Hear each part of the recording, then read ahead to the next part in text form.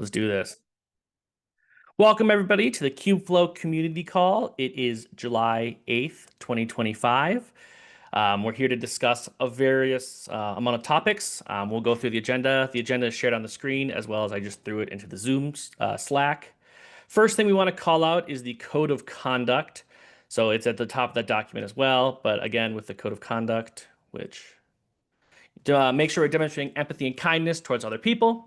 Make sure we're giving respectful of differing opinions, viewpoints, and experiences. We're all here to collaborate together. Accept responsibility and apologizing to those affected by our mistakes and from our experiences. Focus on what's best, not just for us as individuals, but the entire community. And use welcome and inclusive language to make sure that we're treating everyone respectfully and taking care of everyone's mental health. First thing I want to mention is for this call, we're going to try to move quickly. Some of the best practices we're going to be that if we have some time slots for certain topics, I might cut you off. It's not because I don't care what you're saying. It's because we just have a lot of content to get through, especially today we have 2 demos. And also I'd like to give a much needed shout out to the editing team. I believe Mr. Wicks, you help with that. So I think that there's a lot of people that help make this community call work and wanted to absolutely give them a shout out and mention that type of contribution. First topic I have is a summary. I think that a lot of topics go through these community calls, and I would love if I know they're transcribed. Is there a way that we can summarize what happened on the community calls and share them, as well as have action items that we maybe share in the Kubeflow channels, etc. I don't know if we need to discuss this, but this is something that I'm noodling with in the outreach community. How can we take things from the community calls and make them less ephemeral? So if anyone wants to comment on that, feel free to, you can comment now or we could discuss on Slack. Does anyone have any opinions on this? Historically, the issue is just finding people who are willing to be assigned tasks. Usually it's like normally the outcome is like it's not everyone needs to know because there's hundreds of people in the community, right? It's normally like this person needs to do something. And actually like Yeah. having people stand up and say, yes, I'm willing to say that I'll do it is usually the problem. Anyway, Are you talking about to do the summary or are you just talking about in general? That's kind of how the that's flow what of our I calls like, are. and the value of a summary usually is like, oh, this was agreed that we would do this, but it's like, okay, Yeah, who? You know what true, I mean? That's usually true. that. Anyway, that's what I'm saying. Like you can do summaries, but like that's a lot of extra work. That's all I'm saying. Like I guess you could use AI or something, but it's like I'm not sure that there's that much value because it's quite complex what we talk about. Where I'm not sure an AI could sometimes understand exactly what's going on a lot of the time. But who knows? Fair enough.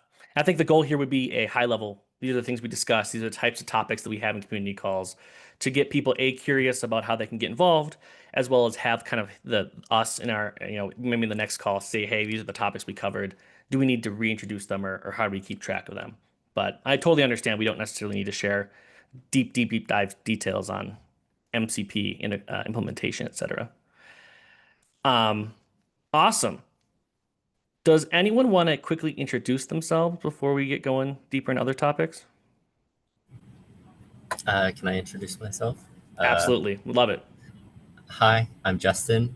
I'm currently a student at Statistics Canada, and I'm located in Ontario. I look forward to joining and talking in the community. Awesome. Welcome. Welcome. We're a big fan of end users here. Anyone else want to talk? Introduce themselves? Yeah, I can introduce myself. So my name is Manabu McCloskey. I am a solutions architect for AWS. I specialize in the open source technologies, and I am currently a reviewer for the Spark Operator repository under Kubeflow. Nice to meet you all. Fantastic. Nice to meet you. We're excited to hear more about the Spark operator and the projects you've been working on. Of course, we love to see AWS out in the community. Anyone else? Cool. Well, hey, 2 new intros. That's awesome. For those that are looking for an opportunity to speak or want to learn more about Kubeflow, maybe you're just attending to this call to understand more, or you want to maybe get out and discuss the projects that you've been doing as an end user or maybe as a maintainer. So next or tomorrow, we have the Kubeflow Virtual Symposium. So it's our first virtual symposium. We're hoping to host more where we're going to have different topics, including bioinformatics with Kubeflow, Kubeflow local exec mode, LLMs on Kubeflow and Gen AI. There's a lot of phenomenal topics that'll be tomorrow. That is free, completely free, and you'll be able to see tons of community members. Thank you for that link. That's phenomenal. As well as CodeCon, there's been an opportunity to speak at CodeCon around some topics. And they're asking for similar topics to the symposium. So if you're interested in potentially another speaking opportunity in front of the CodeCon community, please reach out and we'll help you get involved.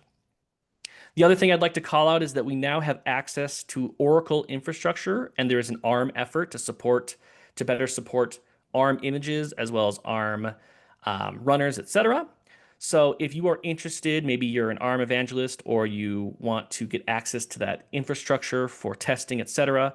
We don't exactly have a method to the madness on who has access to the infrastructure and what. I had to create a ticket through the CNCF. So this is something that we probably need to figure out is how do we manage infrastructure and access? Do we manage this with Terraform? How does this live? And do we need a KEP for this since we now have access to these resources, but we obviously can't give everyone 50 GPU nodes? I Does feel anyone like have an opinion? I think we were talking about doing this with just at least starting with having it in the CI/CD, right? Like so that Yes, we work on this since like yeah, June. is that like that's the So first step, right? Because then we don't have to worry about access control. Then it can just be based off who has approver rights. So, is that progressing? Anyone who knows? yes, it's progressing. We'll give updates soon. Yeah, and we actually have a channel that we can discuss this in the Kubeflow OCI resources. It's private right now. I'm trying to figure out how to make it public so we can discuss that there as well for those interested in this effort. I think you'll need an admin to change it, right? You might have to ask George, that guy who comes to the CNCF meeting. I don't know if he's an admin actually. I'm just making an assumption there, but I'd maybe ask him. Yeah, but he's an admin. Oh, Is hey he? George. You speak of the devil. Hey George. Oh, maybe not. Okay. Yeah, we should probably. Okay, I can reach out to George Yeah, if follow, he's follow up with me after. It's faster that way. Yep, no problem. So we do have ARM runners and we're waiting on GPU nodes. We're looking for contributions again. Also, by the way, ARM runners actually GitHub also provides for free now too. The only thing that is different is GPUs, I think. But yeah, yeah. Perfect. Yeah, whatever we can do to support. I know that like even Ampere has been reaching out and Oracle on how we can have these stacks and how we can support them and make sure even if we just need to socialize that we have it available and you can install an ARM Kubeflow. That'd be great. Just to kind of grow the community and make sure that they can demonstrate deploying this in their environments as well. So awesome. I do want to cover one thing there, just because I just want to highlight most of Kubeflow does support ARM already. It's just that KFP's V1 container images, and I think some of the V2 ones as well, just aren't cross-compiled because historically we were building on Google's infrastructure, which didn't have the capability to build on ARM. Yeah. We need to follow that up, but that is the core thing that's blocking it. Everything else is cross-compiled. Perfect. So maybe it's just a matter of socializing this and demonstrating, maybe we do an example. The problem is that fundamentally we need to decide if we're going what. I would prefer that we keep supporting Can we backwards discuss it compatible. next week? Yeah, I know. I'm just saying, like, well, we Right. can't really do it next week, but like, I just want to say to the KFP community, I'd request that you please figure out what you're going to do there. That's what I'm requesting. Yeah, perfect. I think as we get more and more folks involved that are interested in ARM and Ampere, that'll bring those conversations up, right? So phenomenal. Francisco and Andre, you have something to bring up right now. Proposal to include Kubeflow Yeah, we can do it after the SDK. demo, Francisco. Does it sound good to you? What's that? Can we do it after the demo so give more time to actually wire it? Actually, I just wanted to do a quick plug because I have to drop in like Okay. 30 seconds. But if you want to take it and do it later, that's fine too, Andre. Yeah, I can do it later. Just for, yeah. Yeah, thank you. It's fine. Okay, phenomenal. We'll move that later, or to maybe next time. So there's also, if there's any interest in reviving the examples repo, I've had a few people reach out and looking for ways to contribute.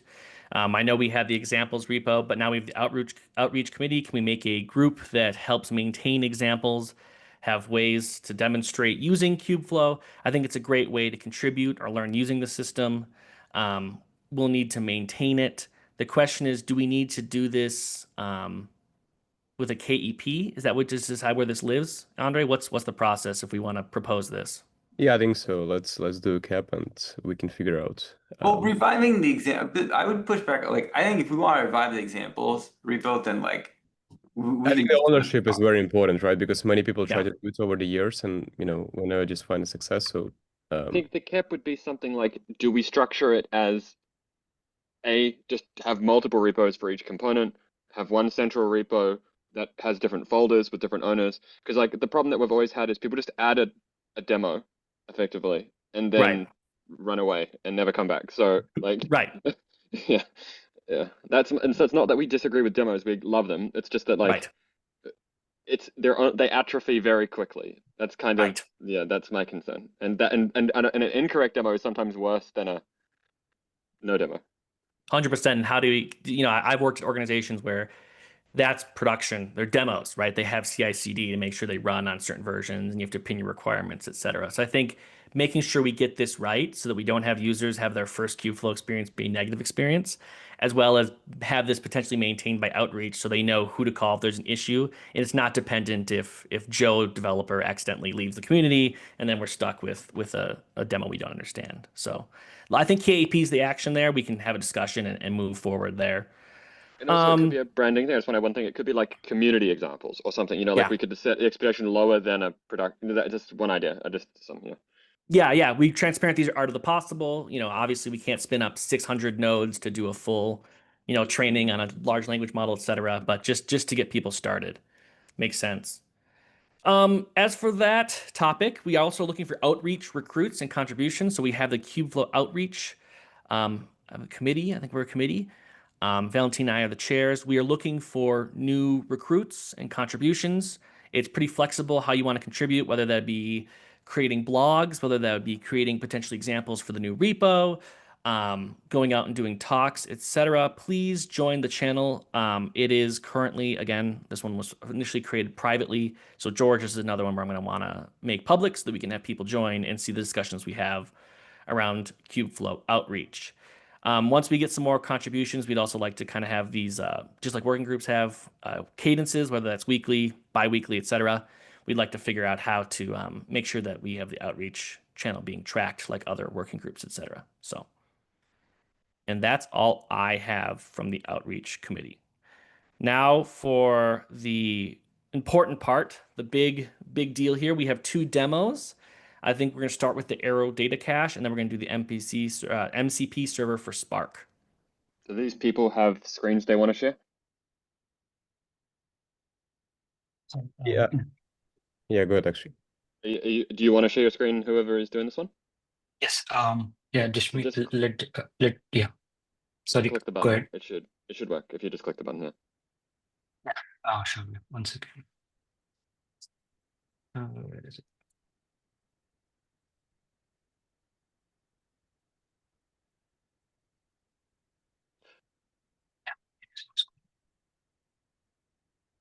Can you all see my screen? We see the whole window, to be clear. Okay. I mean, Yeah, we need a presentation about And Akshay, do you want to quickly introduce yourself as well? oh yeah. Just a second. Probably I'm sharing the wrong screen. Let me just share my screen. That's fine. Are you seeing this? It's a little bit smaller, but like if this is the only thing you can do, this is fine too. Oh no, you got it. Yeah, we got. You might want to swap it to show a single screen. We see the presenter view right now. Oh, is it okay? 1 second. So like just like click. At very least, just minimize your format tab. Just minimize that side. Yeah, minimize the view side on the left. Yep, that one. Okay. And then just go slide only. Yep. No. Yep. Almost. No. Click where you were before and go slide only. Oh, you did already. Sorry. Yeah. And then just hide the format one. Sorry, I see what you're saying. And then just click on the format section, I think. Yeah, I think. Yeah. There you go. That's better. Perfect. Hi. Just want to quickly introduce myself. I'm Akshay. I've been with Apple for around 5 years now. I'm the notebooks team where we offer notebooks as a service and also Kubeflow notebooks as a service for all our data scientists. I work with Andre, and I think I met some of you folks at KubeCon EU London, where I've presented the Arrow Cache solution. So here I want to discuss about the distributed Arrow Cache solution, and I also have kept opened with Kubeflow repository proposals repository, we just want to try to open source this so that we can collaborate with community. So what is data cache? So the main objective of the cache is to actually accelerate data loading in distributed training jobs on which are using on Kubernetes clusters, and the dataset which are used for training are cached in a distributed caching cluster with the Apache Arrow format. And Apache Flight protocol, Apache Flight protocol is being used to actually transport the data from a cache node to training worker. Essentially, training worker can access the data to dataset subset of the data. Let's say we have a distributed training job. A single worker need to access subset, and it can fetch that subset from cache node. And specifically to address the sharding aspect and querying the specific subset, we are using Data Fusion, Apache Data Fusion, which is a embeddable query engine. And we've used a query engine created a distributed cache out of it, which I'll talk about later. And the next question: why are we doing this? So what is the benefit of doing with the arrow caching? So the first thing is it's improving GPU utilization during the training time, as specifically we are targeting data sets which are in Iceberg, which are stored in Iceberg table in the Parquet format. So since Parquet is like a compressed format, most of the let's say without cache, most of the time when workers are accessing the dataset from object store from Iceberg table, the workers need to actually decode the data, spend CPU cycles effectively during the training time, and this is actually utilizing CPU resources, and GPUs are waiting for the data. So we want to improve the data loading time. We want to finally improve the GPU utilization for our training time and also reduce the training time.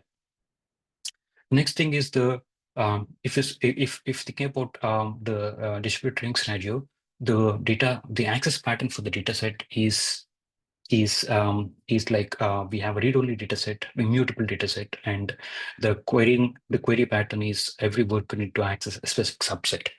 So without the cache, current implementations would actually fetch the entire data set. Every worker would fetch the entire data set.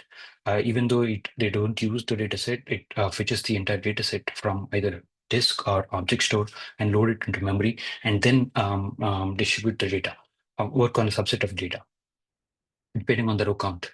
So we want to improve that pattern. And also finally, we want to improve the IO, where we want to only get the data, retrieve the data, which is useful for the worker during the hot training time, and minimize the IO, repetitive IO and wasteful IO, which is incurring. So how we want to address this problem?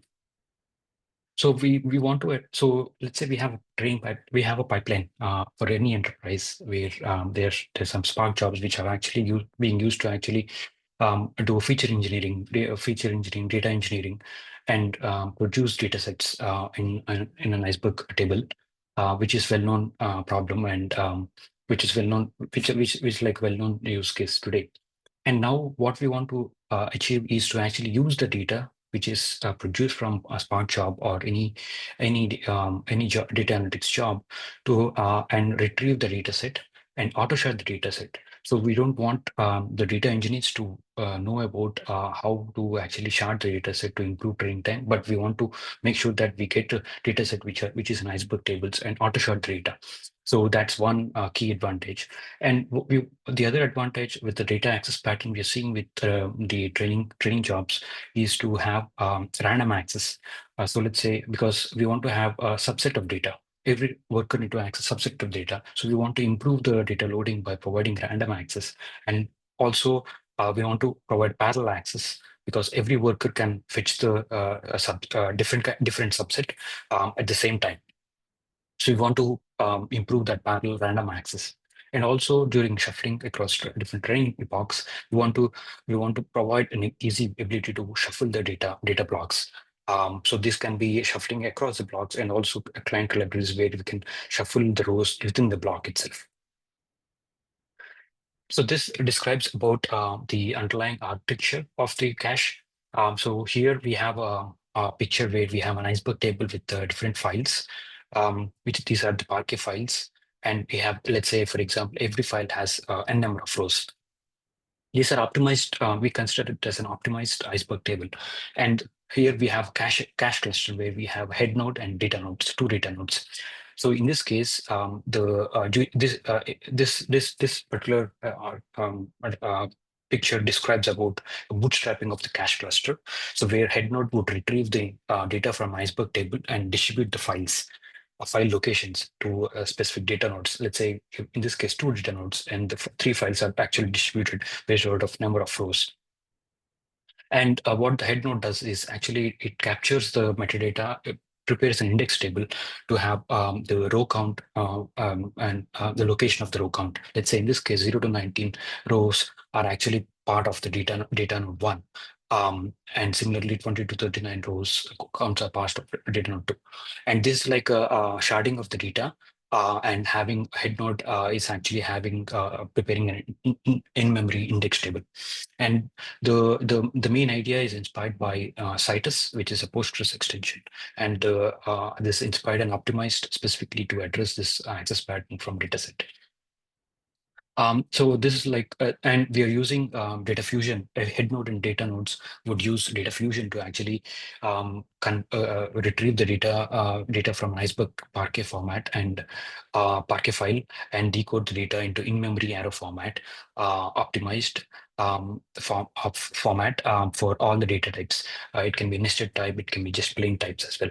For right now, we are focusing on text data. And similar to data node, head node, every data node would actually have its own memory table, index table with index count and the row count. And the beauty of this architecture with using data fusion is it's an extensible query engine. We can create our own table providers. We can create our own indexes to actually for this for this particular problem. We created multiple index strategies to actually have index tables as we see here, and also index to actually optimize the query. So next this picture describes about the data loading time during the actual execution of training job. So let's say in this case we have two. Let's say we have a train job 1 here, which has 3 workers, and we have a cache cluster, which is head node and data node, which like the previous discussion, from the previous use case. So let's say if rank 2 is actually accessing needs to access subset of the data, it fetches the it uses Apache Flight protocol to actually get the flight information for that specific shard. The head node. So depending on the number of nodes participating in the training and the index, the head node would actually provide the locations of that specific shard. So that specific subset of the data can live either in data node 1 or data node 2, or in this case, it partially lives in data node 1 and data node 2. So head node would just give that information to the rank 1, the training worker, and training worker directly accesses the data nodes to fetch the data. And this is using flight protocol, and there's no serialization cost here. So the Parquet data is already deserialized, decoded, sits in memory, and using data fusion, we're actually querying that batch of data directly to the worker nodes without any cost of serialization and deserialization. And on the worker side, they can use that arrow formatted data to transform, let's say, to convert to tensors without any zero copy of data, without making any additional copies. And similarly, in the case, the beauty of this architecture is to actually have a single cache cluster, single dataset, and you can have a different topology of training workers to actually access the same cache cluster. Here, in this case, let's say train job 1 is three nodes, and train job 2 is actually having 5 nodes. And these and irrespective of the number of workers, the head node would partition or select the specific shard for that specific rank, distribute by distributing equally among all the ranks, and provide that locations for a location of that specific subset of dataset and to the worker so it can access the data. So this specific use case fits into pattern where we have a hyperparameter tuning experiment where we have n number of jobs parallelly running for competing for accessing the same data set without cache. We would have a scenario where every job would actually fetch data from a disk or object store, which is and also it needs to it doesn't have capability to actually fetch only the subset of the data. So this is not so we are actually using some of the principles of current implementations on the data loading for data loading improvements. For example, Ray has its own cluster object store. It also uses arrow format to actually store, and also something very like similar to Apache Flight to actually access the data across the shards. But Ray, Ray has its own scheduler, has its own a way of storing the data and retrieving the data. It's a complete package and packageable environment. Whereas what we are actually building is to be a Kubernetes native environment integrating with the Kubeflow, which is heavily based on the Kube API modeling training jobs on Kube API. And other libraries like Mosaic ML also has similar capabilities to actually minimize the data which is being transported for a training job and improve the training instead of like selecting subset by using a different format called MDS format, where it stores similar location of data what we are doing, what we are actually seeing within in memory on file on each file basically. But this requires the data sets to be actually converted from one format to the different format and store in the object store and can retrieve using Mosaic ML. And Hugging Face streaming also has a similar capabilities, but it requires to actually have the number of let's say number of partition or number of Parquet files in order of in order of the with respect to the number of training workers. So you can have only specific number of training workers for the specific number of files. So you need to prepare the data set similar to that environment. And I've linked some of the open issues on the similar to this and the Hugging Face side, streaming side, in our kit as well. So how are you using this? So as I mentioned, this currently integrated with training workers, Kubeflow trainer project, where you can configure runtimes with the training runtimes with cache, and you can use SDK to create jobs accessing cache as well. And and sorry. And also for parameter training experiments too. This is one of the good example, but we don't have a current example which to show this use case. But we're hoping to actually include it in future.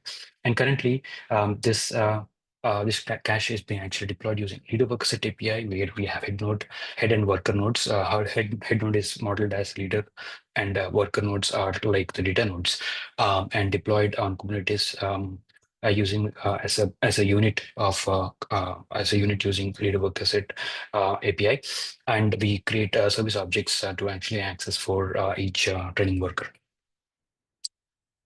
So this describes just a little bit about how training a cache can be added, included with training runtimes supported by the trainer. Here we have a dataset initializer job, which is a job which is started before a training worker. And this dataset initializer job is actually configured to use a new initializer and also have a cache image to actually add the cache.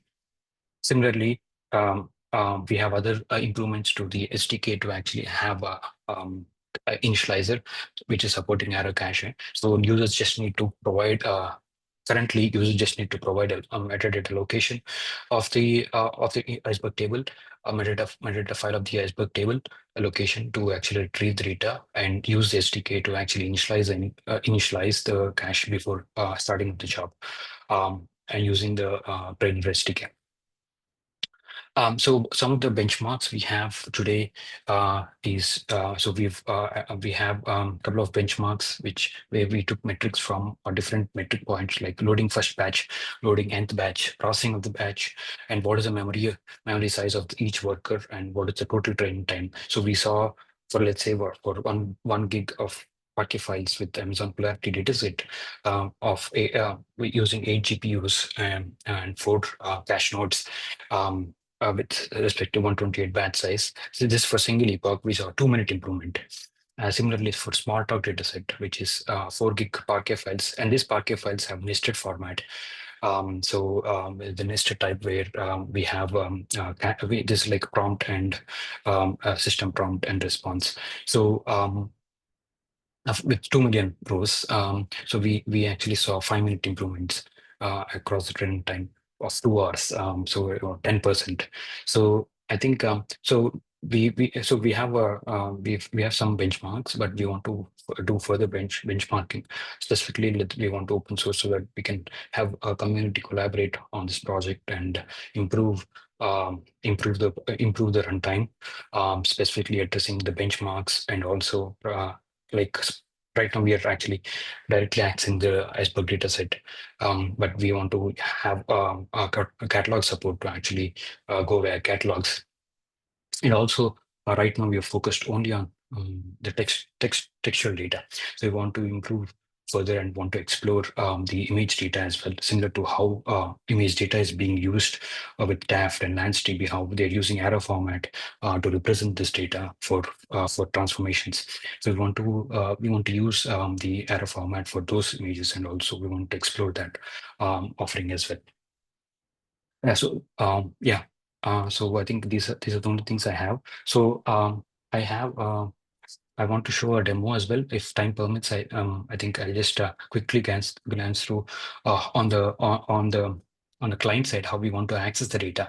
So here we have a Arrow Cache data set, which is a PyTorch iterable data set, which streams data. So here we are actually accessing the we are creating a shard index, and we are using a PyArrow flight protocol, PyArrow client to actually create the index and use like a flight descriptor which is actually a descriptor of the information which is needed, and fetch the endpoints and access the stream the record batches from using using this endpoint, which are directly accessing the data nodes and not going by a head node.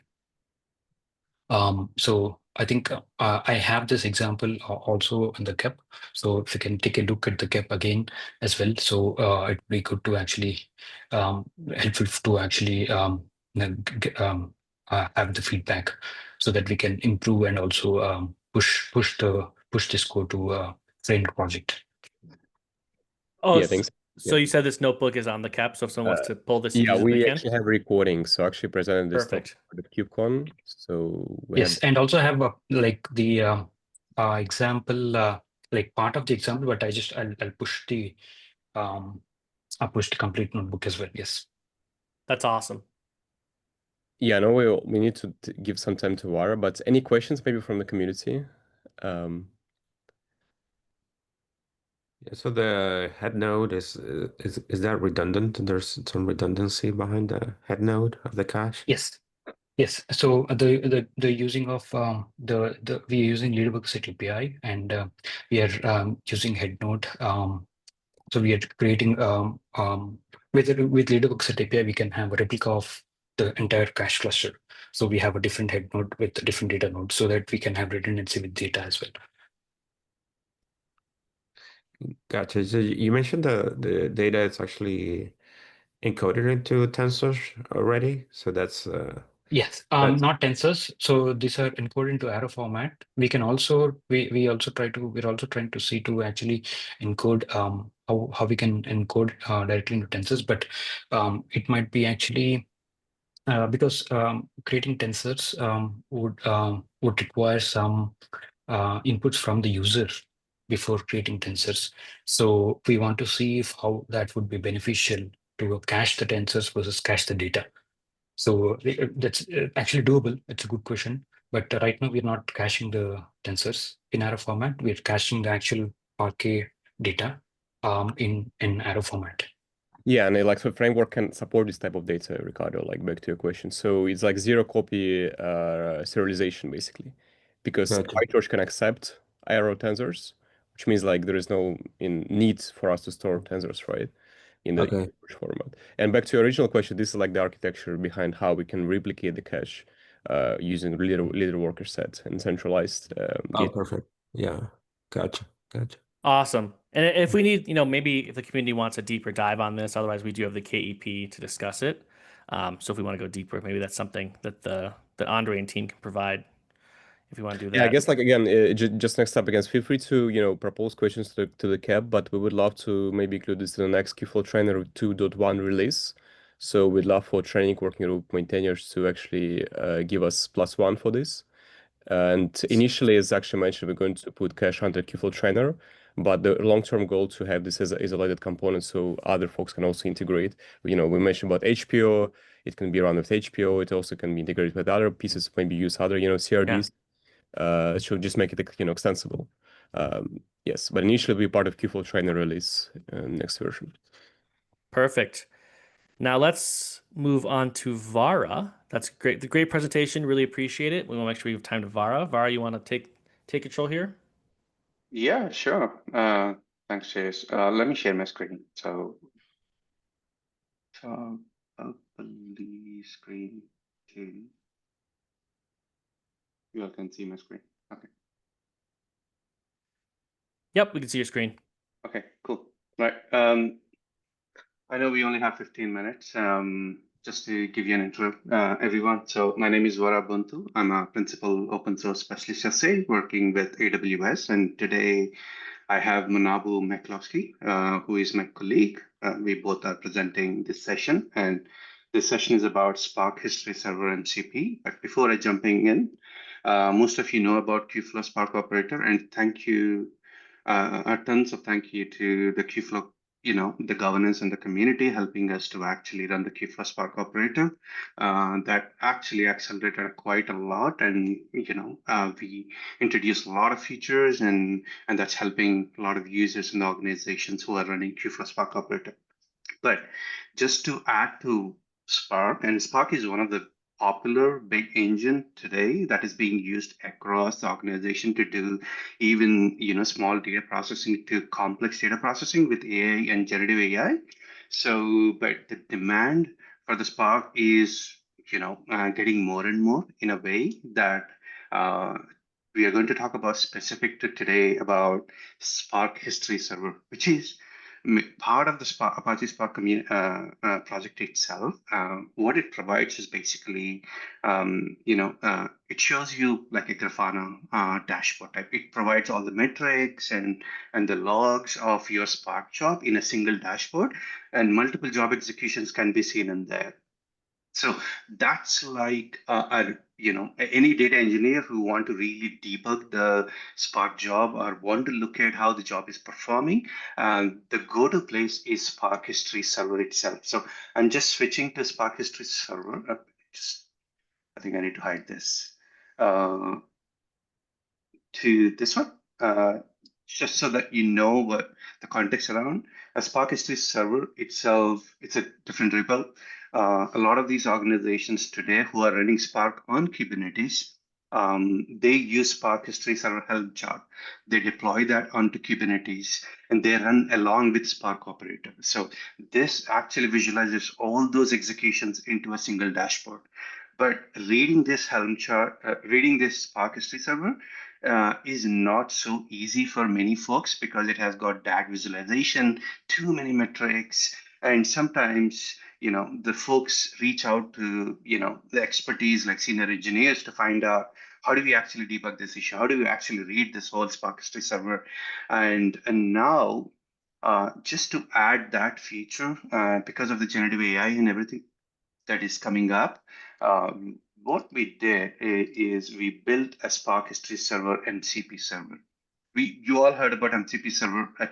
I won't go into the MCP server itself, Model Context Protocol, which is basically giving you that API layer to Spark History Server API, which means you never need to actually log into Spark History Server and actually look at the dashboards itself, but you can use generative AI like tools like Cloud Desktop, like in this case, LangChain, LangGraph, Cloud Desktop, Amazon QCLI. You can use any of those and integrate with this MCP server that we have built, and then fetch all the metrics for any specific job. That means you can do job debugging, you can do job optimization. Say, for example, you want to compare two jobs, you can use this MCP server to get the job metrics from two jobs, and it does a magic everything what AI agent does it. So that's the first part of open source. Actually, today we are planning to present Spark Sense AI project, but I don't think we have enough time. But there is a doc around this, Spark Sense AI, Agentic AI, which I'm going to share it as a part of the next meeting. Because it needs more time, probably another 30 minutes. So Spark History Server MCP is just a small foundation of the agent that we are building to actually debug and optimize Spark jobs. And this MCP server, we are working in collaboration with AWS analytics service teams who are actually, once we open source this is still a private repo for all of you. Once we open source this, and this is going to be maintained by AWS, and hoping a lot of AWS customers were interested in this and want to use this with their own generative AI tools. So with that, let's get into Spark History Server MCP itself. As you see, the architecture, it's more, it's in a simple way. This repo provides a way to deploy local Spark History Server, which is with some examples of job executions. And then it also provides Spark History Server MCP server that you can deploy on Kubernetes as another Helm chart.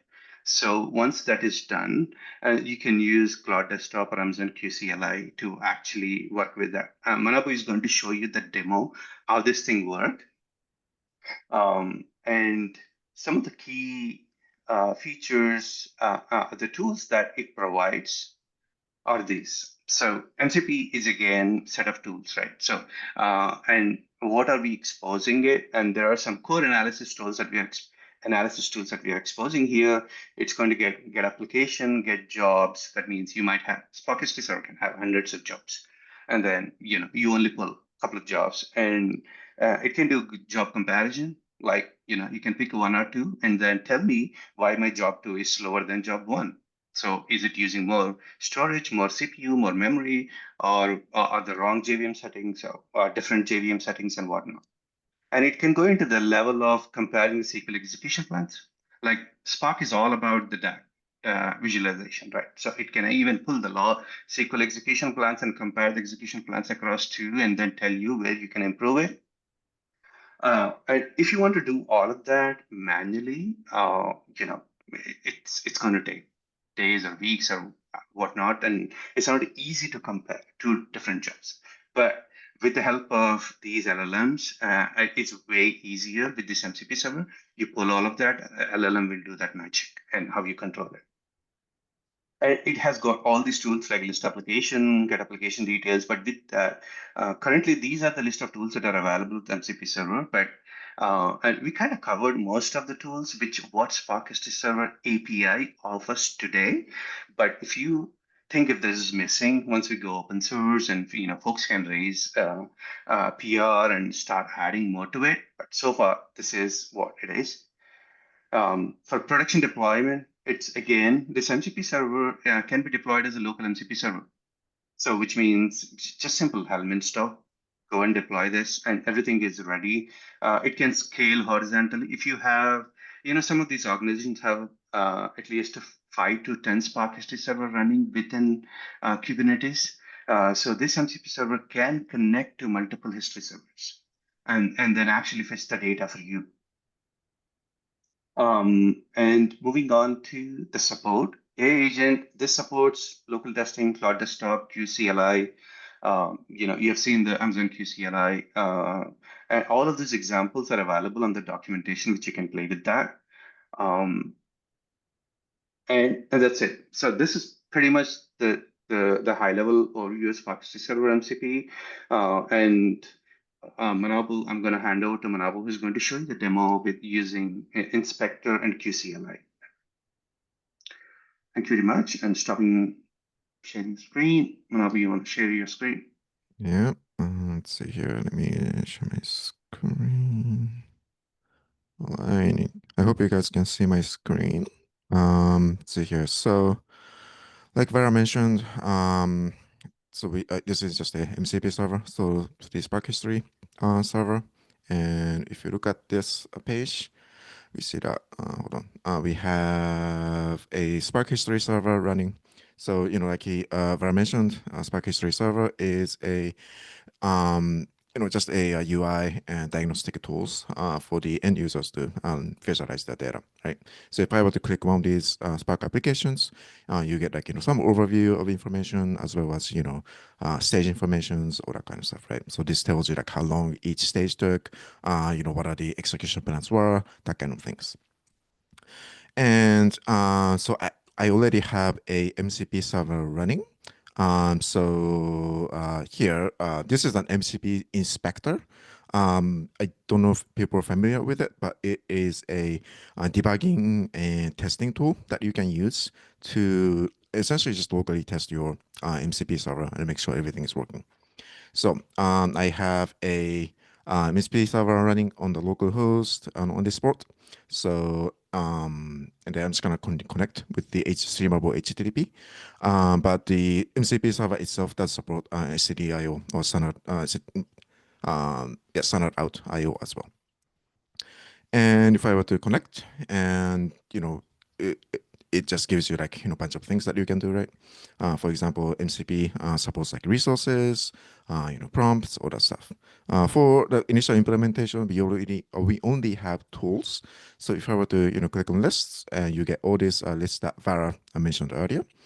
And you can do the get application, and then what you do is just plug it in the Spark job ID. That's a stuff later. So let's see, and then run this tool, and then it comes back with the some information about the Spark application. And there are other tools calls available as well. So if I were to use like the get slowest jobs, as the name implies, this gives you the slowest job that you can slowest job that associated with this particular application. So if I were to just copy this and see, paste that over, and then run this tool, it will come back with the slowest jobs that associated with this application, and then LLM can use this information to help you debug all the information. Let's see here. Like 5 minutes. Okay. So I can do a really quick demo of the integration with tools. In this case, I'm just going to use the what you call it, Amazon Q. And let's see. Hope you can see my screen. Let's see, just make sure that you guys can read it. Yes, we can. Yeah. Okay, cool. Let's see here. So I am just going to start up the chat mode. So if I were to run this now, right, comes up the Amazon Cube. And if I were to just list the tools available, such tools, we see that we have the Spark History Server MCP tools that's available, and we can see all these things that are available to this this agent. So one of the examples that's available in the repository is that we can ask it to compare performances between two jobs, right? So if I were to ask it questions like, hey, compare the performance between this particular Spark application and the other Spark application, and then ask it. What this agent is going to do is, first of all, it has to know what kind of tools it has, and then what kind of tool calls you have to run, right? So the agent decided I have to run this tool to compare job performance. This is again the provided by MCP server, and then comes back with some information, and it gives you the differences and what changed between these jobs.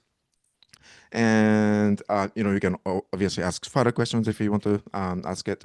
But see, yeah. So that's the demo. I know I kind of went quick, but I just wanted to give people some time to ask questions and all that. So I will stop here. If you have any questions, please ask away.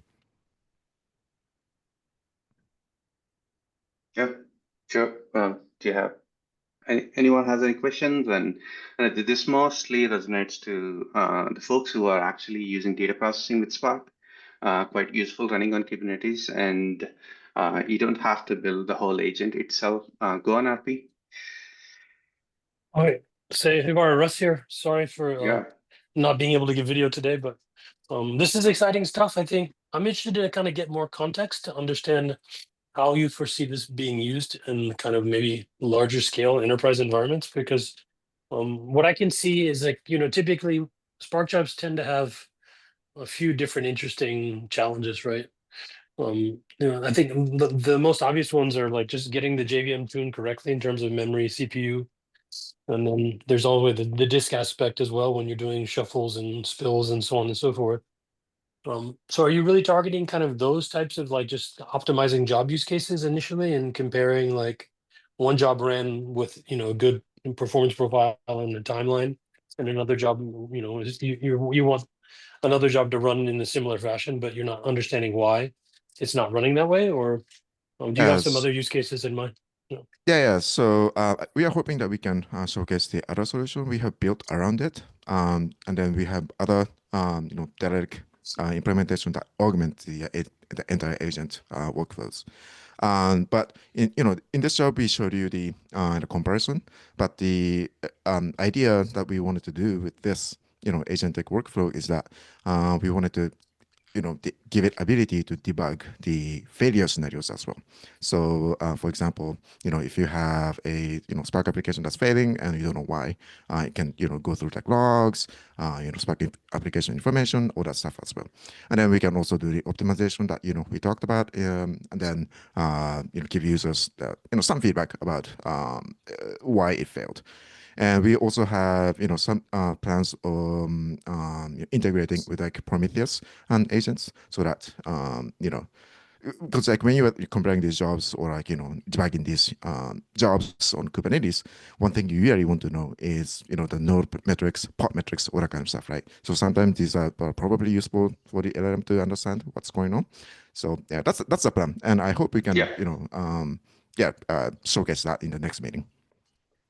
Yeah, sure. So I think we have 2 minutes, and just want to make sure rushing up here, but we would be happy to give a more detailed demo later on. But so what we are expecting from the community from this demo is we are working with analytics team, and they are building a lot of MCP servers today, and we focused on only the data which is more aligns to Kubeflow Spark Operator project that we are currently maintaining in Kubeflow. So this MCP server, we want to donate it to the Kubeflow and work with the Kubeflow community. That's the ask from this meeting. And then we can maintain it along with Kubeflow Spark Operator, this MCP server. The good thing here is I managed to convince EMR service team, and they are also working with us to make this product, currently reviewing it. And it's a private repo. I know I showed the repo. And even if I send you the link, it won't work, but it's going to be public soon. I think there is a blog launch from EMR team, AWS EMR and Glue service team with our open source team, myself and Manabu, hopefully by end of this week or sometime first week of next week. Once that is done, the repo will go live in our organization. When I say personal organization, but from that point, I actually wanted to, start thinking about migrating to Kubeflow. The same process that we've gone through Kubeflow Spark Operator. So yeah, I think that's the goal. Yeah, I think this is great. I would love to give you more time to also show like Spark Sense AI that you folks have built. So I think the next step would be just fill the application. I think we established the process how projects can join the Kubeflow Foundation. And I think we just need to complete this application, just go to the review, and then go to the next steps. I guess so Spark Sense and MCP Server, you consider this as two separate projects, right? Exactly. So MCP server for Spark S3 server itself is own project that will be maintained, and how that can be used by the organization is, it's different. Every organization is building their own agent or building their own capability. They can just hook to this MCP server and then do the magic whatever they want. Like we showed to QCLI or Cloud Desktop, or maybe some custom agent, or you have LLM running within your organization. Organizations can connect to that. But then Spark Sense AI agent, that's something that we are building, probably will take few weeks, which is already like we tested it, but we are doing some security checks and so on. That's actually a full end-to-end solution, which is more a bigger implementation, which uses this MCP server as one of the data source. It has a lot of data sources, that's Spark Sense AI agent, but it uses one of the data sources. Awesome. Makes sense. Awesome. I'd also just like to clarify, you're saying by you say donate to the Kubeflow Foundation, you're saying the project, which people are using for the foundation for their platforms. You're not saying that we're a Kubeflow Foundation, we're part of the CNCF, correct? Yeah, we're part of CNCF. I'm talking about, CNCF. Kubeflow, system Kubeflow. I mean, whether like, the projects which we found in Kubeflow GitHub work. Yeah, right. Under our Like, repo. So I didn't want anyone to think the that there was a legal ownership Kubeflow is the Foundation. CNCF. Right. Legal ownership is the CNCF, to be very clear. If you're donating to Kubeflow, you're donating to the CNCF, always. Right. Yeah. There's no separate entity. That's the idea. So we can kick off the next process. If there is a KEP to be raised, then I can start looking into it and then move things around. And I can add details around the interested folks so far from other organizations who wants this to be open source. I had one follow-up question, Var, if that's okay. Sure. Yeah. The source where the data is being pulled from is like it's all being pulled from history server. Is that correct? That's correct. And yeah.